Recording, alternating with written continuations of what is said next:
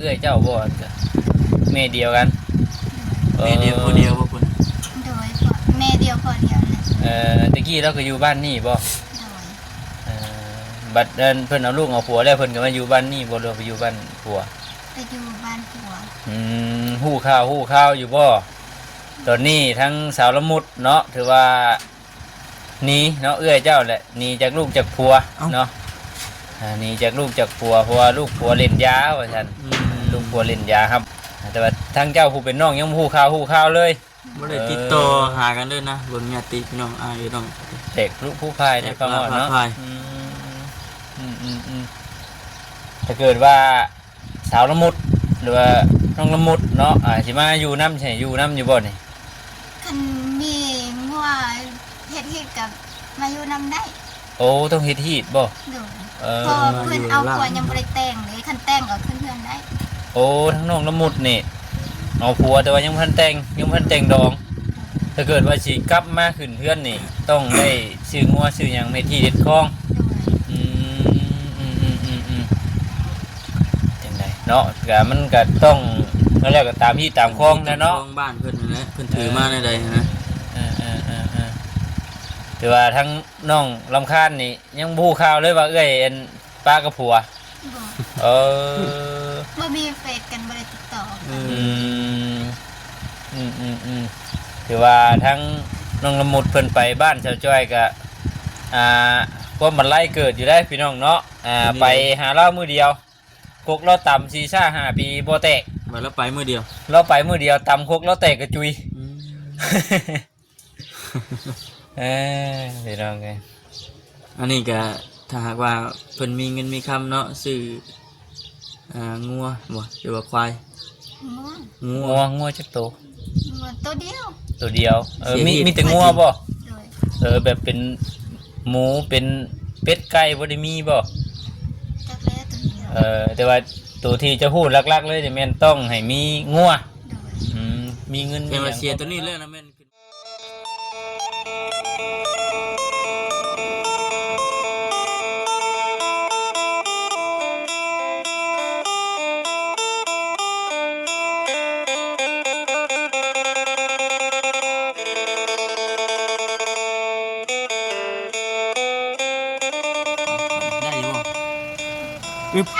ยึบ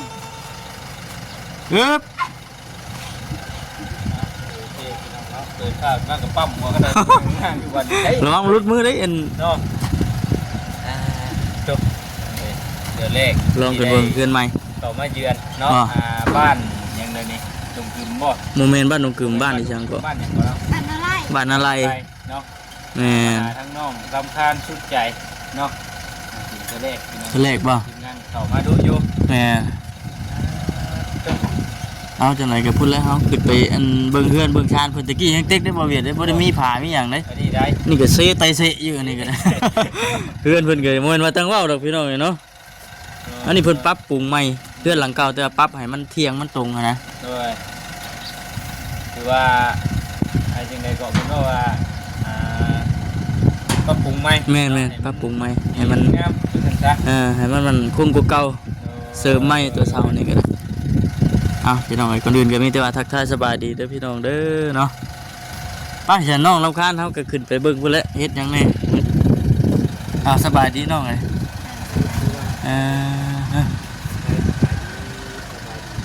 คือมาวันนี้ก็ว่าขึ้นมารอบนี้ก็มาอัปเดตเบิ่งอีกคือเก่านะพี่น้องนะบ่ได้มีเรียกมีหยังดอกพี่น้องเนาะอยู่นอกพี่แหละน้องเอ้ยบ่ได้เข้าไปไหนดอกมาดูอยู่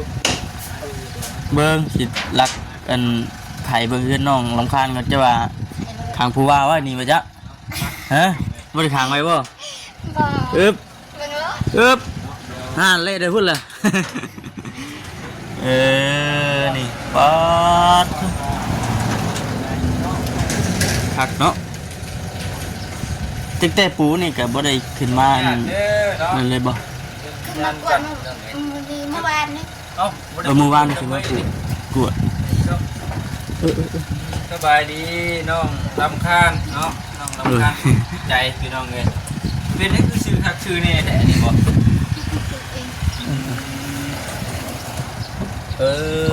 ยังหามือขึ้นเพื่อนบ่บัดนี้นะ แม่น โอ้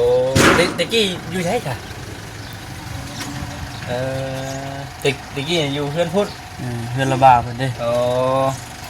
บัดนี้มานี่บัดนี้เนาะ แม่ เอ้าตะกู้ใส่นั่งก่อนนั่งก่อน นั่งซั่นเพิ่นคือสิเข้าใจอยู่ดอกเนาะ ฮู้อยู่บ่ เฮานี่ได้สิ เฮานี่ได้บ่จักได้อยู่ว่ามุมนี่ ก็ได้อยู่ นี่เนาะน้องสาวสุดท้องสุดใสก็แม่น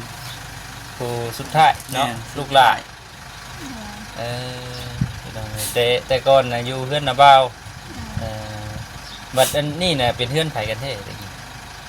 เป็นไม่ เฮือนแม่ แม่ มุนแม่เนาะเอาเวียดเพิ่นมาใหม่ เพราะว่าทางโมเวียดยังบ่ได้จักหยังได้พี่น้องเนาะ เห็นแต่ทางทีมงานเลยขึ้นมาก็เบิ่งอยู่คลิปแต่ว่าเบิ่งผ่านๆเนาะ แม่ บ่ได้ค่อยจับใจความปานใด บัดที่นี่แหละทางทีมงานเข้ามาแหละดัดแปลงให้ใหม่เนาะเป็นเพื่อนซ่านพี่น้องเอ้ยแต่ว่าบัดที่นี่มีแต่ว่ารอมือขึ้นอยู่บัดนี้เนาะต่างทั้งน้องเพิ่นหาเงินหาคำเก็บเงิน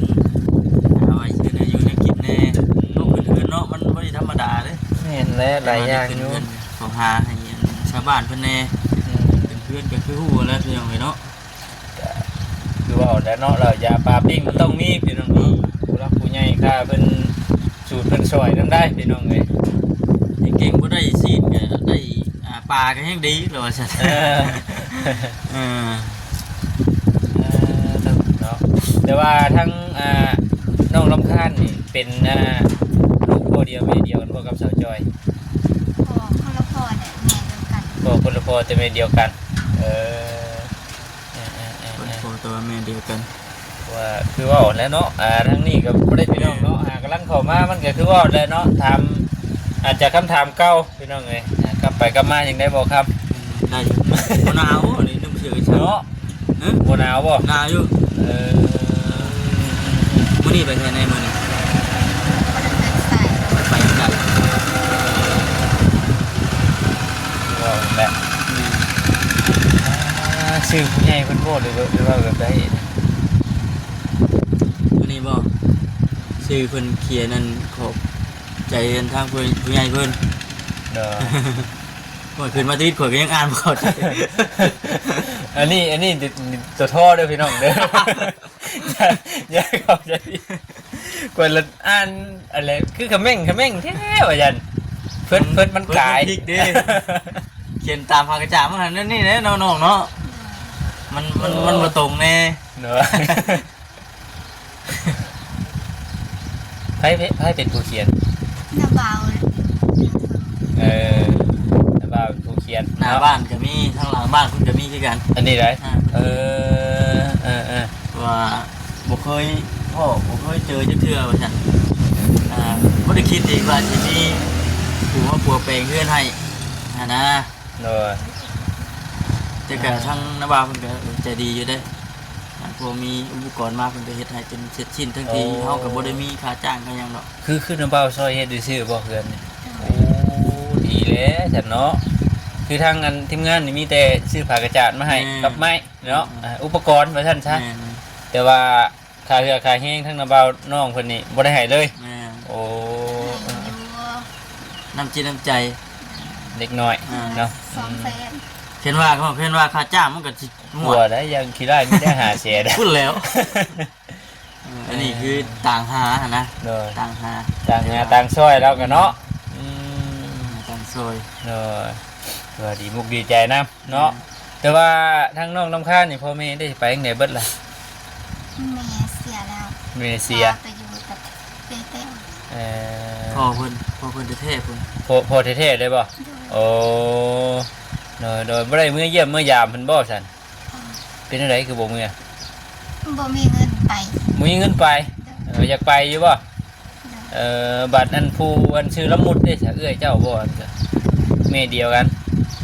แม่เดียวคนเดียวบ่คุณโดยแม่เดียวคนเดียวเลยตะกี้เราก็อยู่บ้านนี่บ่บัดนั้นเพิ่นเอาลูกเอาผัวแล้วเพิ่นก็มาอยู่บ้านนี่บ่หรือไปอยู่บ้านผัวไปอยู่บ้านผัวฮู้ข่าวอยู่บ่ตอนนี้ทั้งสาวละมุดเนาะถือว่า หนีเนาะเอื้อยเจ้าแหละหนีจากลูกจากผัวเนาะหนีจากลูกจากผัวเพราะว่าลูกผัวเล่นยาว่าซั่นลูกผัวเล่นยาครับบ่ได้เลยหนีไปอยู่น้ำสาวจอยก่อนชั่วข้าวว่าซั่นแต่ว่าเราก็ยังมีทางไปอีกอยู่แต่ว่าทางเจ้าผู้เป็นน้องยังฮู้ข่าวเลย บ่ได้ติดต่อหากันเลยนะเบิ่งญาติพี่น้องอ้ายน้อง เด็กลูกผู้พายในฟังเนาะ พาย ถ้าเกิดว่าสาวละมุดหรือว่าน้องละมุดเนาะสิมาอยู่น้ำใช่อยู่น้ำอยู่บ่นี่ คันมีงัวเฮ็ดกับมาอยู่นำได้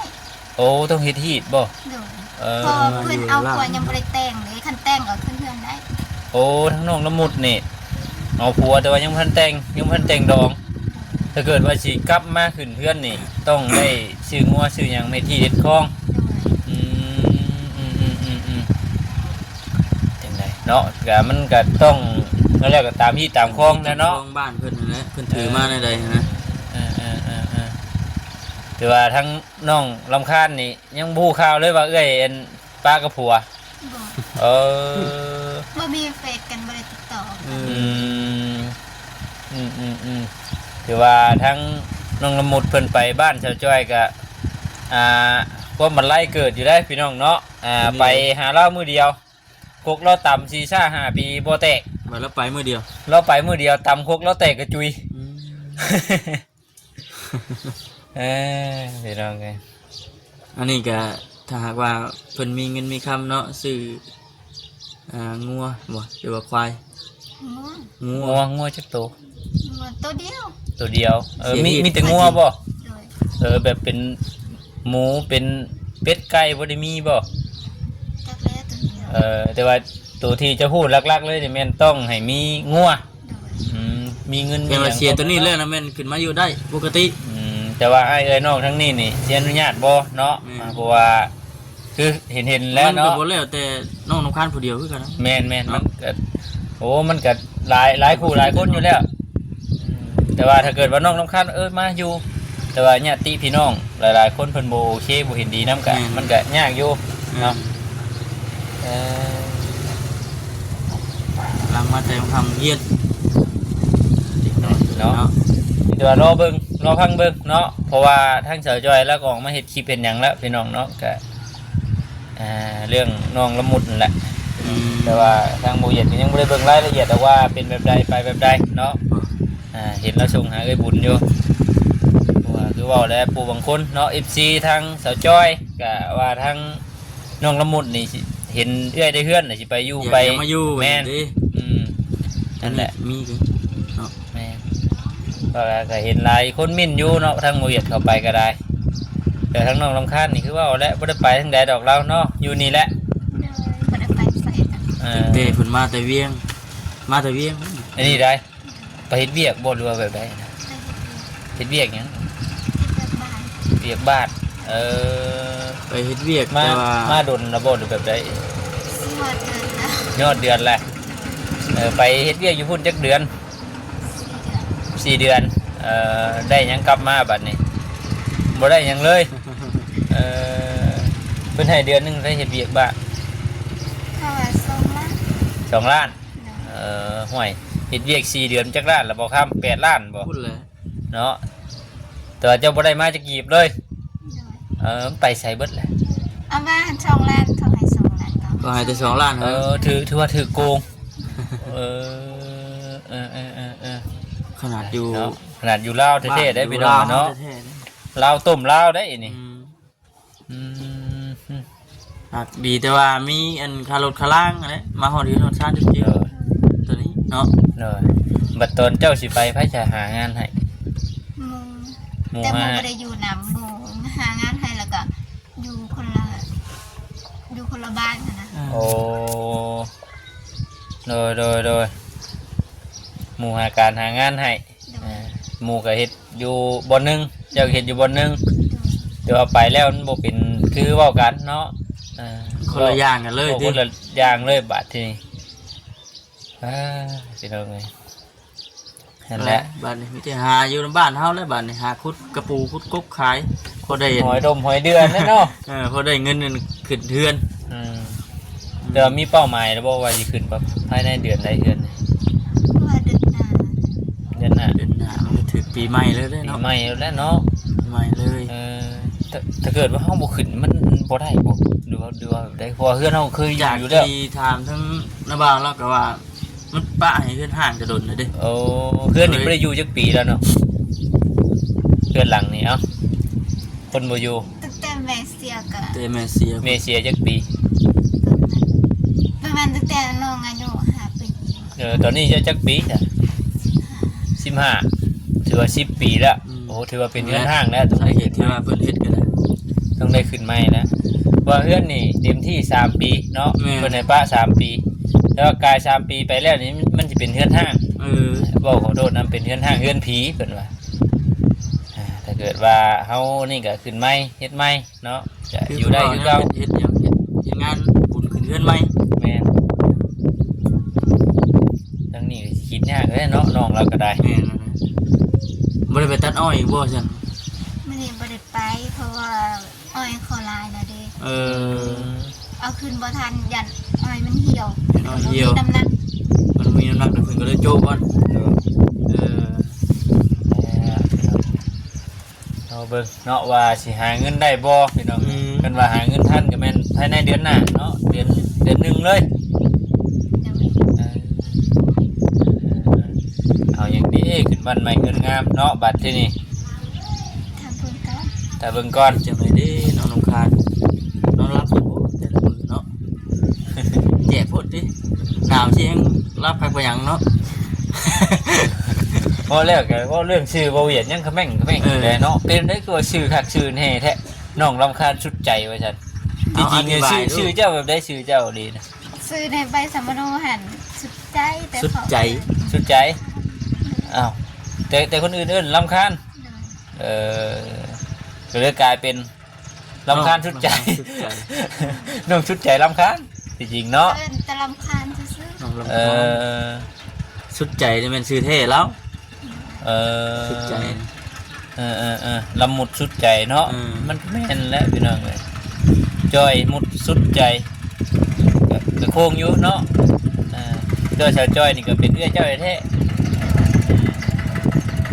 ได้จอยหันเอ้ยกบ เลยทั้งหมดมีเอ้ยมีไอ้น้องน้ำกัดจะพ้นเจ้า พอเดียวกันหันคือมี4 คน 4 คน ไป ไปไทยคนหนึงเพราะว่าเราเอาเมียดี อืม แล้วมันนี่เอาเมียจึกเราเอาบัตรเดินออกตัวแล้วก็มีละมุดกันเนาะ อืม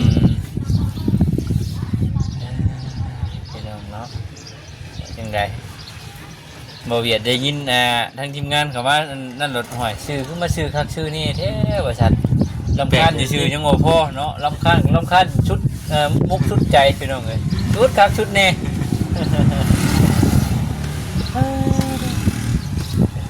เฮือนเพิ่นก็ถือว่าสำเร็จเสร็จสิ้น โอเคแล้ว ยังแต่งบขึ้นบ้านเท่านั้นพี่น้องเนาะแต่ที่นอนเพิ่นก็มีครบเบิดแล้วเด้ โอ้เครื่องน่ะมาเบิดแล้วบ่ มาเบิดได้ เอาแหละบ่เวียดยังเพิ่นเบิ่งยังได้ เบิ่ง เนาะ ดูน้องพาอันเพิ่นเข้าไปเบิ่งดู โอ้ เข้าบ่ บ่ได้เข้าแล้วเนาะมัน ช่องเบิ่งอยู่เนาะ เพิ่บกว่าชั่ว ก็เข้าได้ บ่แล้วยันเจ้าขั้นปัก ดูแลคู่มือได้เดี๋ยวนี้ นี่ได้ ถ้าได้เฮือนใหม่ป๊าดโธ่ ตื่นแต่เช้าแล้วเนาะ แต่เช้าปัดกวาดเฮือนซ่านว่าซั่น ล้างถ้วยจานเช็ดตู้เยี่ยมห้อย เอื้อยเลยค่อยจริงไปมันไปเวียนใช่บ่ว่าสิเอาไปเวียนก็น้องเพิ่นบ่ได้เข้าบัดโอ้ยเอาปิดก่อนไปเรื่อยๆเนาะ ไปแล้วกันเป็นอันเดียวกันโอ้ยตายเดี๋ยวนี้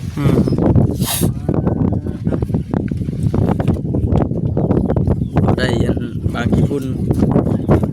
ก็ได้เอาเรื่องเนาะ เป็นนาบาวติดกันเลยเนาะ ตามรังแม่นๆเลย เออ ระบาวกันระบาวคนละระบาวเลย นาบาวน้อยนาบาวใหญ่บ่ เนาะนี่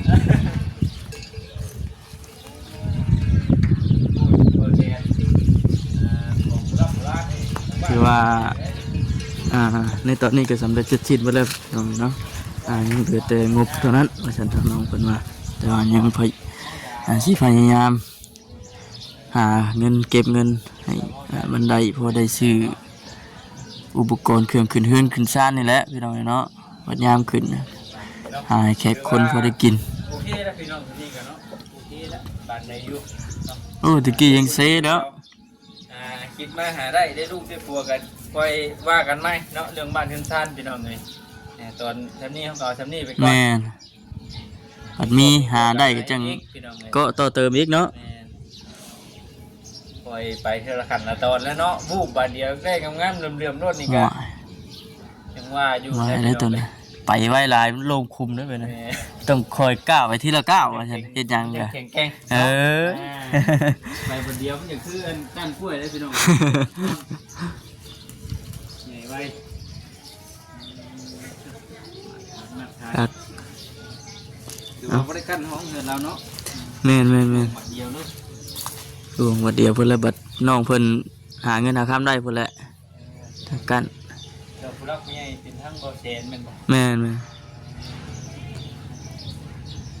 ใจละพี่น้องเนี่ย ๆไปเดี๋ยวพี่น้องเนาะมีแต่ว่าสิจบคลิปก่อนบ่คำก็ได้ขอบคุณหลายๆทางเพิ่นพี่น้องซีเนาะไปสบายดี